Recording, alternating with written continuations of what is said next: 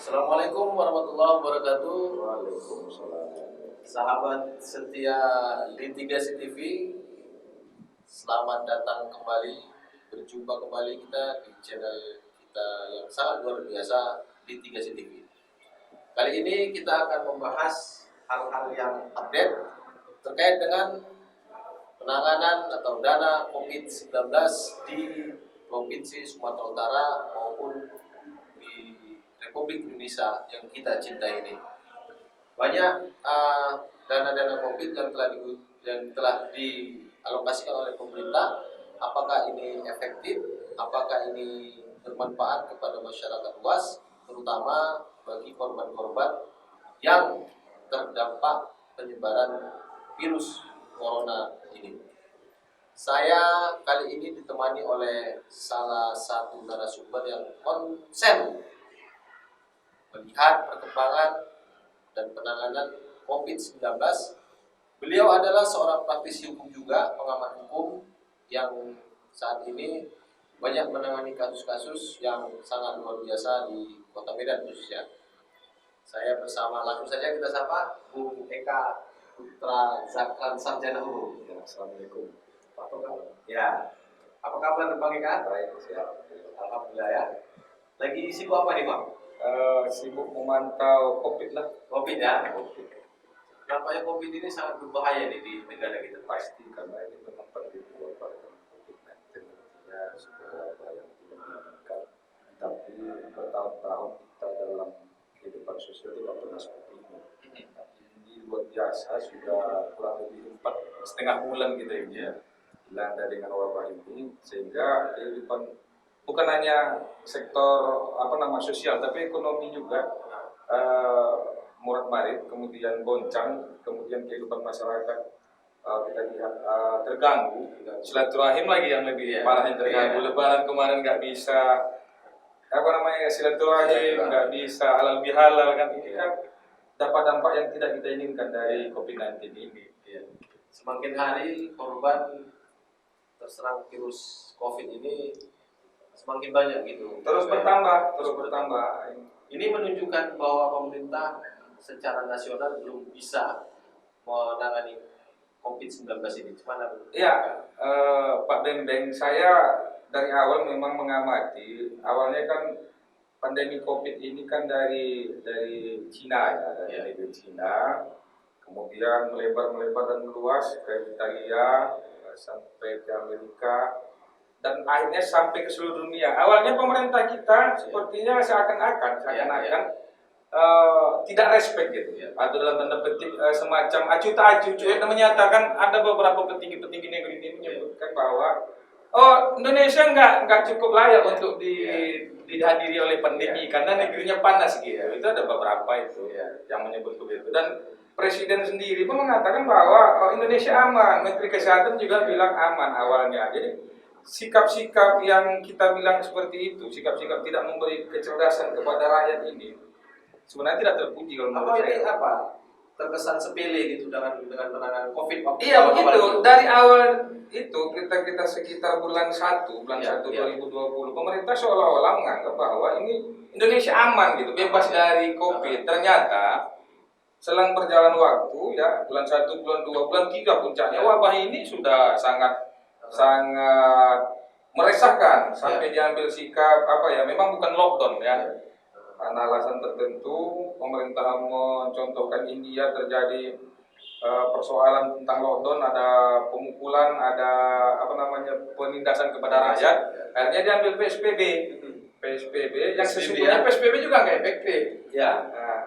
Malah yang dilakukan oleh kita berkaca dari DKI sebagai sentral masalah COVID ini, karena sebagai ibu kota dan seluruh penjuru kan hadir di sana itu dari luar negeri. Tapi yang sangat memprihatinkan dan sangat membuat kita jengkel itu ketika hari ini rakyat tidak boleh mudik pulang kampung, tidak boleh tapi tenaga kerja asing malah masuk gitu. Ini yang menjadi momok sebenarnya. Jadi ada ketidaksinkronan ya kebijakan yang dilakukan. Kebijakannya nggak sinkron. Masyarakat dibatasi bergeraknya, tapi potensi masuk luar negeri itu malah dikasih peluang. Iya, saya menyebutnya bahwa pemerintah tidak eh, tidak begitu peduli kepada masyarakatnya, tapi lebih cenderung peduli kepada asing terkait dengan tenaga kerja. Iya. Kenapa? Karena di saat masyarakat sudah betul-betul resah, di saat masyarakat sudah betul-betul tidak bisa menerima itu tenaga kerja asing, tapi pemerintah justru malah memaksakan sampai ada penolakan-penolakan baik dari gubernur, baik dari DPRD, baik dari wali kota, ya, dari terkait dengan masuknya itu. Akhirnya bulan semalam masuk juga kan, bulan kemarin bulan Mei masuk juga 150 orang. Itu yang banyak ditentang ya. Itu yang banyak ditentang Masyarakat maupun pegiat aktivis ya. Secara nasional. Iya, secara nasional. Nah, menurut Abang ini langkah-langkah yang dilakukan oleh pemerintah ini sudah tepat atau belum itu dalam penanganan COVID ini? Kita melihatnya memang pemerintah dalam hal ini belum tepat. Kebijakan-kebijakan yang dilakukan itu tidak efektif. Ya. Contoh, yang harusnya menjadi contoh bagi kita, teladan bagi kita, itu harusnya apa yang dilakukan oleh Gubernur DKI, Bapak Anies Baswedan, melakukan PSBB, tapi betul-betul itu betul-betul dipantau, dipantau sampai akhirnya banyak rumah ibadah ditutup. Misalnya ya kan, fasilitas publik ditutup, nah kemudian transportasi masuk ke dalam dan keluar juga ditutup, pusat-pusat perbelanjaan juga ditutup, itu efektif. Dan pemerintah langsung memberikan bantuan kepada masyarakat, seperti yang dilakukan oleh kekhalifahan kita dulu, Umar bin Khattab. Datang ke rumah-rumah untuk membantu. Jadi dipantau, setelah dipantau di data siapa-siapa yang terdampak COVID. Jadi masyarakat itu diayomi ya. Diayomi. Jadi dibatasi geraknya, tapi kemudian diberikan santunan, diberikan santunan. Jadi masyarakat itu dalam memenuhi kebutuhannya tidak gelisah. Salah satu mengobati lah ya. Pasti. Nah, Bung Eka, ini berkaitan dengan dana ini kan terlalu besar dan kita menilainya itu sampai triliunan. Benar. Sampai berapa? Iya. Triliun. Presiden menyampaikan itu dikucurkan sebanyak 405 triliun. Ya. Kalau kita dengar Ketua KPK Pak Firly Bahuri menyampaikan itu 695 triliun. Seluruh nasional. Secara nasional. Nah, kemudian di Sumatera Utara yang kita dengar dari berita-berita itu 150 triliun ya. 150 triliun itu kan ya kalau kita untuk infrastruktur itu begitu sangat berarti gitu kan. Nah, menurut Bang Eka ini 150 triliun yang dialokasikan oleh pemerintah Sumatera Utara ini bagaimana ke depannya dalam penggunaannya? Kira-kira efektif atau tidak ini? Terima kasih Bang Bembeng ya. Jadi begini, bagaimana dengan efektif atau tidak efektif? Kita lihat saja dalam perjalanan 3 bulan terakhir bahwa pemerintah Provinsi Sumatera Utara sudah mengucurkan di tahap 1 tahap 1 itu sebanyak 500 miliar dari APBD, APBN dan APBD. Nah, kita lihat masalahnya enggak terus selesai. Artinya kita lihat di tengah-tengah kehidupan masyarakat, kehidupan sosial, ini terus bertambah terus. Jadi artinya di sini kita lihat belum efektif. 500 miliar ini dalam tanda petik banyak publik bertanya sekarang, apakah tepat sasaran, tepat guna, atau ada penyelewengan atau penyalahgunaan oleh gugus tugas dalam pendistribusian ini. Karena terus terang saja baru-baru saja kita lihat itu sekitar 2 pekan terakhir telah terjadi kejadian, 1 bulan terakhir juga telah terjadi kejadian itu di Mandailing Natal, Kabupaten Mandailing Natal. Pertama itu di Pahae. Di Pahae itu karena tidak efektifnya pendistribusian dana bantuan COVID ini, apakah berbentuk BLT atau memang khusus COVID, itu kan dianggarkan 600.000 per satu kakak ya kan, 600.000. Lalu kemudian ada di tengah-tengah praktek-praktek di lapangan dijumpai bahwa yang sampai ke masyarakat itu 200.000. Nah, jadi terjadi gejolak bahwa dianggap tidak tepat sasaran atau ada manipulasi data atau ada penyelewengan dan lain-lain, makanya di Pahai itu terjadi gejolak, masyarakat di sana demo menutup arus lalu lintas jalan lintas barat 1 hari sampai ada pernyataan mundur dari kepala desa. Itu contoh kasus yang pertama. Kasus yang kedua itu di Mompang. Di Mompang di Mandailing Natal juga akibat dari tidak efektifnya pendistribusian bantuan COVID ini, lalu kemudian masyarakat melakukan perlawanan juga, meminta mundur juga kepala desa waktu itu. Walaupun tidak kita inginkan ada anarkisme di sana, tapi paling tidak bahwa begitulah sudah menyulut emosi masyarakat melihat itu ketika dalam penerapan atau pendistribusiannya tidak berkeadilan. Nah, makanya mobil Wakapolres dan salah satu mobil pemerintah di sana itu dibakar. Ada sekitar 20 orang sekarang dinyatakan sebagai pelaku anarkisme itu, tapi kita bukan soal anarkismenya, akar masalahnya gitu. Akar masalahnya dulu yang kita menjadi sorotan kita hari ini, karena tidak berkeadilan tadi dalam pendistribusian. Nah, kemudian di tengah masyarakat kita lihat Pak Bembeng, sekarang posisi pasien dalam pantauan itu berdasarkan data dari gugus tugas itu masih ada 276 orang untuk di Sumatera Utara, 276 orang. Kemudian positif corona sebanyak 2.284, meninggal sebanyak 120 dan yang sembuh 542 orang. Artinya sampai hari ini kenaikannya per hari itu ada sekitar 50 orang terdampak COVID. Nah, jadi belum efektif. Harusnya dengan pengalokasian dana itu angka penularan terhadap corona itu bisa ditekan. Harusnya. Tapi ini malah bertambah terus. Jadi bertanya-tanya kita sekarang apakah tidak tepat sasaran atau memang ada penyelewengan anggaran di sana jadi tidak tepat guna gitu. Oke, terkait dengan penyelewengan Bang, seperti tadi ada gejolak di tengah masyarakat. Kemudian tentunya kan ada sanksi hukum nanti ketika ada penyelewengan dalam penyaluran dana COVID ini ya kan. Kalau di Sumut sendiri Bang, di Sumatera Utara, ini beberapa kasus kita dengar di Polda Sumut, kemudian di Kejati Medan gitu Bang. Apa pendapat Abang dengan dugaan-dugaan penyelewengan ini Bang? Iya, saya terkait dengan dugaan itu kenapa konsen begini, karena kita sebagai masyarakat ini kan harus ikut menyampaikan aspirasi, ya kan? Kita sebagai masyarakat kecil merasa ya mendukung apa yang disampaikan Ketua KPK misalnya Pak Firly bahwa jika andai kata ada indikasi terhadap korupsi dana COVID yang sebanyak 695 miliar ini, maka akan tegas ini sanksi hukum. Begitu juga dengan Kapolri kan menyatakan pernyataan akan memburu ini para pelaku yang menyelewengkan dana COVID ini. Nah, bagaimana dengan Sumut? Iya sama saja saya pikir Sumut maupun di luar Sumut, pokoknya kalau namanya penyelewengan anggaran ini, saya pikir harus tindak tegas karena ini berkaitan dengan wabah loh, Pak Bembeng. Wabah ini bukan karena ini bencana. Jadi kalau bencana jangan seperti kita sudah jatuh, di tangga pula, udah jatuh dipukul pula kan ini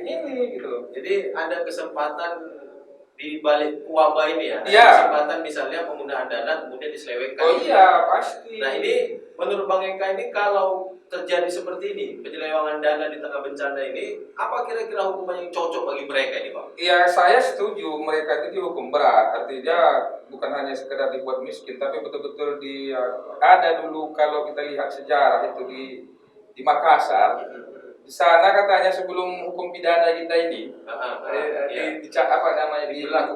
diberlakukan dulu ada hukum adat yang sama dengan hukum pidana. Jadi para pelakunya itu diarak-arak sepanjang kampung, diikat kakinya dan tangannya, digantung pakai bambu. Nah itu diarak-arak lalu diantarkan ke aparat desa. Jadi wajar mereka ini nanti para pelaku ini saya pikir dihukum berat. Hukuman sosial juga ya. Jadi bukan hanya dirinya sendiri tapi keluarganya juga. Karena terlalu gitu. Kalau bahasa Bang Roma terlalu uang bencana juga disalahgunakan. Di mana nuraninya? Di mana konya ya kan? Sudah dibantu oleh anggaran APBN dan APBD, mestinya kan keluar kocek lagi lah. Jangan diambil gitu loh. Jangan diselewengkan gitu. Di mana itu udah saya bilang tadi, jangan seperti kita masyarakat ini sudah jatuh di timpa tangga, sudah sulit, ada anggaran pun dijadikan proyek lain-lain kan gitu. Nah, pemantauan Abang ini Bang di Sumatera Utara, apa Pemprov kemudian penegakan hukum di Polda, di Jati. Ini sepanjang ini menurut Abang, bisa nggak menjadikan efek supaya para pemegang kewenangan mengelola dana COVID ini untuk tidak melakukan tindak pidana korupsi? Ya, saya mendukung pertama KPK, ya bukan KPK saja, saya mendukung Kapolda Sumatera Utara, saya mendukung Kejaksaan Tinggi Sumatera Utara untuk turun langsung melakukan audit investigasi. Mengapa ini penting? Kita terus terang aja Pak Bembeng, kondisi anggaran Pemko Medan kita contoh sehari ini itu dari beberapa cuitan-cuitannya Bapak Wali Kota Pak Ahyar di Facebook menyatakan bahwa kita tanggal 9 Desember nanti mau pilkada serentak. Anggaran nggak ada gitu loh. Anggaran tidak ada, sudah tidak ada. Malah saya dapat info semalam waktu pengajian dan salah satu ustaz menyampaikan sampai bulan 8 kalau ini dampak Covid tidak tertanggulangi bisa nggak digaji itu pegawai pemerintah Kota Medan. Artinya ya Medan saja sebagai barometer ibu kota di Kota Medan ini, konon lagi di daerah-daerah lain tentu ini sangat berdampak. Nah jangankan 1.000, 1% pun kalau bisa jangan diselewengkan anggaran. Jadi Bang, kalau untuk pilkada ke depan ini Pemko tidak mempunyai dana, itu kan sharing itu kan Pak? Iya. Pusat dengan dengan daerah gitu. Iya. Macam mana dengan menggerakkan itulah ekonomi di Medan itu Pak Bembeng, inilah kekacauan yang semestinya harus menjadi evaluasi berjenjang ya, evaluasi berjenjang dan bertahap oleh pemerintah.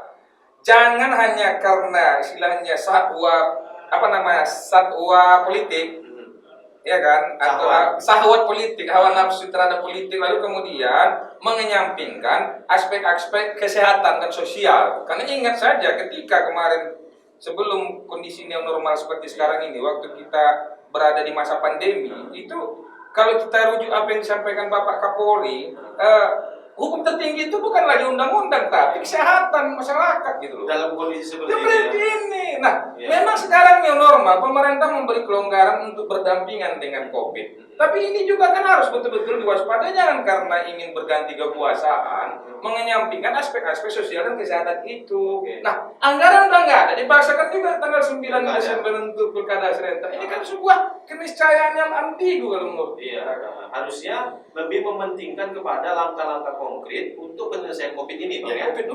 COVID dulu agar masyarakat juga secara keseluruhan balik lagi normal. COVID bisa dikendalikan ya. Ekonominya juga stabil gitu. Jadi Bang, ini kan memang menekan orang-orang yang ada kekuasaannya untuk mengelola ini supaya dia melakukan pemanfaatan secara baik dan benar.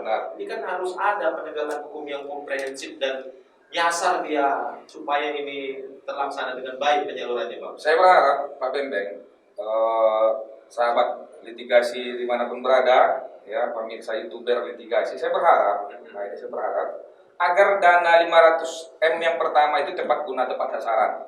Perinciannya. Yang kedua ini mau turun lagi 500M lagi. Jangan nanti kemudian yang 500 ini tidak berdampak secara sosial, secara politik, secara ekonomi kepada sendi-sendi kehidupan masyarakat. Contoh, sekarang disuruh sekolah, misalnya ya kan, disuruh sekolah, kemudian ada lagi kebijakan pemerintah melarang untuk sekolah. Nah, kemudian orang bayar sekolah itu dari mana anggarannya itu? Harusnya pemerintah juga memperhatikan tentang itu gitu. Jadi kadang-kadang kan gini Bang, ini ada juga seperti yang terjadi lah ini yang kaitannya dengan pemerintah gitu, pengadaan tentang penyediaan air yang dikelola oleh Tirta Nadi. Jadi ada 2 bulan itu yang kita dapat informasi bahwa mereka itu tidak melakukan survei langsung memeriksa meteran dari konsumen. Nah, itu lagi kan gitu kan. Jadi mereka beralasan ini COVID. Kan? Kemudian yang cilakanya bahwa mereka itu menentukan harga tagihan itu sesuka mereka. Yang notabene tagihan itu membengkak. Mereka hanya berdasarkan COVID gitu. Tanpa merasakan bahwa masyarakat itu juga merasakan COVID juga gitu kan. Nah, ini kan gini Bang, maksud saya Bang. Pemerintah ini jangan kira-kira hanya mengandalkan mengkambing hitamkan COVID pada dirinya, tapi ternyata masyarakat juga melakukan COVID. Kenapa nggak itu digratiskan aja gitu kan? Nah kan gitu Bang. Nah kaitannya dengan penegakan hukum ini Bang, gitu kan? Jadi seperti Kapolda, ya kan, kemudian Kejaksaan, ini kan harus gencar ini Bang, harus melakukan investigasi ke lapangan, harus proaktif ya kan? Karena itu tadi yang bilang tadi kan, bahwa hukum yang tertinggi sekarang adalah kesehatan masyarakat. Nah, jadi penyaluran setiap misalnya bansos, kemudian gugus tugas dalam melaksanakan menggunakan itu kan harus efektif, Pak. Penting nggak kira-kira mereka turun ke lapangan ini, Pak? Wajib. Kalau ditanya penting, saya bilang wajib, bukan lagi penting. Wajib ya. Kalau wajib itu kalau dalam agama hukumnya itu kalau ditinggalkan berdosa. Kalau dilaksanakan hanya bayar utang aja. Kayak bayar abodemen aja itu wajib. Tapi kalau ditinggalkan berdosa. Nah, maksud kita mendorong itu. Ya, aparat itu baik kejaksaan, kepolisian, termasuk ya gugus tugas dalam hal ini sebagai pemangku kepentingan ini harus turun ke lapangan. Memastikan bahwa sampai tidak, kalaupun yang mau diberikan bantuan beras 5 kilo, sampai nggak yang 5 kilo ke masyarakat. Kalau memang mau didistribusikan itu telur misalnya 1 papan, sampai nggak 1 papan, jangan-jangan nanti setengah, 10 atau 15 misalnya. Kemudian ada lagi persoalan bahwa biaya rapid test itu, Pak, itu kan 150.000 maksimal yang berdasarkan surat edaran Menteri Kesehatan, kan? Nah, ini ternyata di lapangan banyak terjadi yang up dari 150.000. Itu gimana, Pak? Ya pastilah, inilah saya bilang itu tadi, kalau memang mereka itu melakukan penyelewengan, ya kan, oknum-oknum, apakah sifatnya secara kolektif atau oknum-oknum pribadi. Tapi kita butuh hari ini bahwa penegakan supremasi hukum harus jadi penting. Jadi penting di sini baik kepolisian, kejaksaan, KPK turun tangan ini untuk melakukan investigasi ini. Kalau memang ada indikasi, memang ada penyalahgunaan atau penyelewengan, tidak tepat sasaran, harus ditindak. Nggak bisa kasih toleransi. Artinya dari awal kan udah dikasih warning. Masa sudah dikasih warning ini? Ketua KPK udah ngomong, Kapolri udah ngomong, siapa pelaku penyelewengan dana COVID ini tidak tegas. Ternyata ada juga lapangan yang melakukan itu, ya harus tidak tegas. Jangan hanya lip service doang. Dan mereka harus turun lapangan, investigasi. Supaya ya di samping melakukan tindakan supremasi hukum, juga jika memang ada akan dilaksanakan, mereka bisa melakukan pencegahan. Karena sudah nggak rahasia umum lagi, Pak Bembeng. Kalau ada bantuan segala macam, ya kan, itu ketika pendistribusiannya pasti ada nyangkut-nyangkut, dan itu udah nggak rahasia lagi. Dan memang dari kemarin-kemarin udah begitu itu. Itu. Kemudian gini, Bang, pengadaan misalnya alat terapi, misalnya tes soft gun hand sanitizer, kemudian gun termometer lagi. Iya. Nah, ini kan pengadaannya ini kan harus kontrol ini, Pak. Kontrol. Supaya ya itu tadi kan, ini kan sangat penting supaya terkendali lah penyebaran COVID ini juga. Abang memandang. Jadi kalau yang selama ini kan hanya di tingkat bawah ini, Pak. Seperti misalnya kepala desa dalam penyaluran BLT, misalnya kan, ada COVID, ada pemotongan dan sebagainya. Tapi dalam pemanfaatannya, dalam pemanfaatan pengadaan barang, alat-alat, entah APD, entah apa itu kan belum ada tersentuh. Belum. Gimana kira-kira? Saya makanya saya bilang tadi dari awal, saya enggak begitu yakin kalau umpamanya apa yang sudah dianggarkan itu sesuai dengan peruntukannya. Saya enggak begitu yakin. Karena apa? Kita lihat aja sekarang ini, kalau di tengah-tengah kehidupan masyarakat kita, tidak semuanya instrumen pemerintah itu memiliki itu tadi kecukupan alat kelengkapan, kecuali yang mungkin yang misalnya di bawah kementerian karena memang koordinasi nasional. Tapi kalau untuk katakanlah umpamanya di pemerintah, di dinas-dinas, kemudian di kantor-kantor pemerintah di desa dan lurah dan sebagainya, belum memadai. Makanya kan gini, Bang, itu tadi saya bilang bahwa yang ditindak sekarang seperti yang abang cerita di Madinah itu kan menurut saya itu kan di tingkat bawah. Iya, tingkat bawah. Dalam pelaksanaan misalnya pemerintah desa. Iya. Pemotongan dan sebagainya. Iya. Dan beberapa hal juga yang sedang disidik oleh Polda Sumatera Utara. Menurut saya juga di tingkat bawah.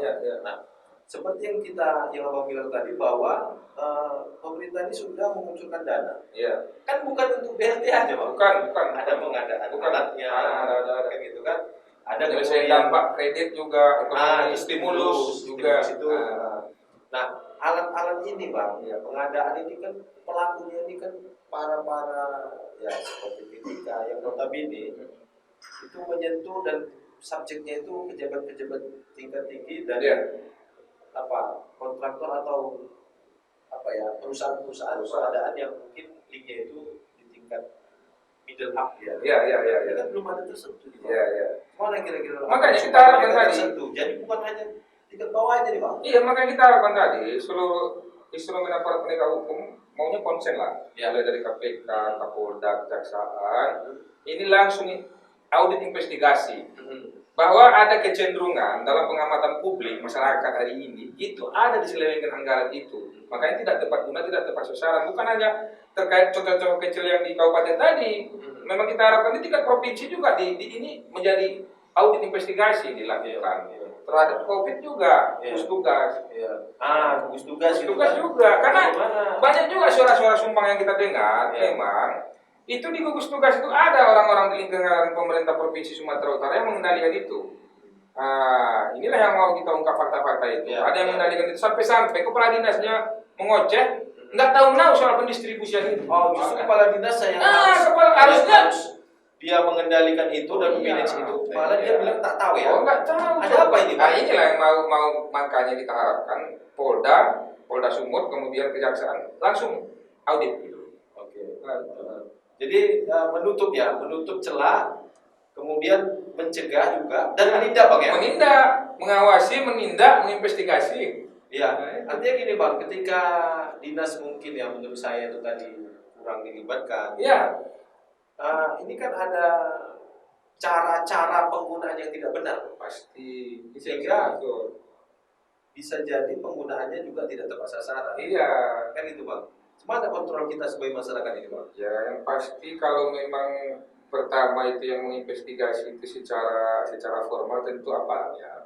Kita hanya artinya memantau dari segmen luar.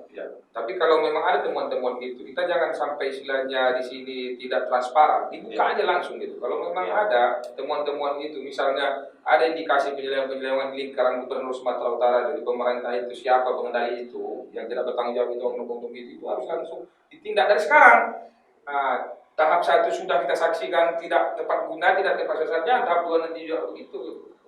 Jadi memang harus kita keras ini memang. Keras. Makanya saya bilang, kalau masalah kopi ini dari awal saya pantau ini memang. Walaupun artinya ini menjadi tugas dari aparat, tapi kita masyarakat juga punya partisipasi kan. Bang, makasih Bang untuk dialog kita yang sangat singkat ini. Sahabat litigasi, Bung Eka sudah banyak memberikan informasi maupun pendapat-pendapatnya dan masukan-masukan kepada stakeholder pemerintah dan sebagainya agar pemerintah, khususnya pemerintah Sumatera Utara, bisa menggunakan dana alokasi untuk COVID-19 ini secara efektif, secara benar, supaya derita masyarakat ini dapat terselesaikan dengan baik. Mungkin tambahan sedikit Pak. Iya, siap. Gini, kita kadang-kadang fakta-fakta yang kita temukan di lapangan, saya banyak juga berkeliling saya kantor-kantor pemerintah, kantor-kantor polisi. Itu bantuan-bantuan terhadap perangkat protokol kesehatan itu tidak efektif juga. Kadang kan airnya, nggak ada sabunnya, harus lengkap semua itu. Ngapain panjang-panjang tapi nggak ada airnya, nggak ada sabunnya gitu loh. Ini kan temuan juga ini. Namanya sampo Pak Bambang, namanya sabun, tapi kalau secara Sumatera Utara itu besar anggarannya. Kali berapa dia? Kali berapa itu? Kadang-kadang kita jumpai itu tidak ada sabunnya, atau tidak ada airnya. Apakah kemudian tidak ada anggaran untuk air? Kita nggak paham. Pastinya sudah disiapkan perangkat itu harusnya sudah lengkap gitu loh. Jadi untuk apa gitu? Untuk apa gitu aja ya? gitu? Tidak bisa digunakan. Satu aja tak ada ya kan? Airnya tak ada. Sama saja kan berarti. Jadi sahabat litigasi, banyak hal yang harus kita koreksi dan kita pantau secara bersama bahwa COVID ini adalah derita kita bersama, bukan hanya Sumatera Utara, bakal mendunia ini. Maka kita harus memantaunya. Kemudian tadi bagi penegak hukum, saya pikir seperti yang dibilang Bang Eka tadi, suatu masukan kita bahwa penegak hukum kita harus proaktif melakukan audit investigasi kepada sumber-sumber pengelolaan dana COVID ini agar dana COVID ini sesuai peruntukannya. Jangan ada penyelewengan, jangan ada korupsi, jangan ada digunakan di luar fungsinya, agar supaya orang pelaku-pelaku seperti ini jerat, dan yang kadung atau terlanjur melaksanakan itu harus dijerat sesuai dengan hukum yang berlaku. Itu saja sahabat litigasi TV kali ini, sahabat litigasi TV. Wassalamualaikum warahmatullahi wabarakatuh. Waalaikumsalam.